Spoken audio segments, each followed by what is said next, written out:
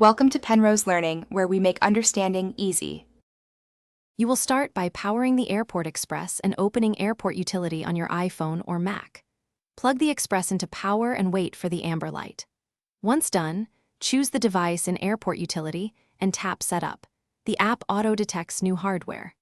Make sure to select Join a wireless network rather than creating a new network, because that lets the Express extend your existing Wi-Fi without changing SSID or passwords. After you pick Join a wireless network, choose the exact SSID of your router, then enter the Wi-Fi password. Once connected, name the Airport Express something descriptive so you recognize it later, and assign its location. Make sure its network mode is set to Join or Extend a Network, not Create. Also check that DHCP and NAT settings are left off on the Express if your main router handles IP addresses. This prevents. Apply the configuration and wait for the LED to turn solid green.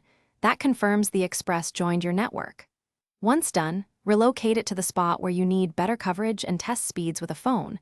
Make sure the SSID and password are unchanged.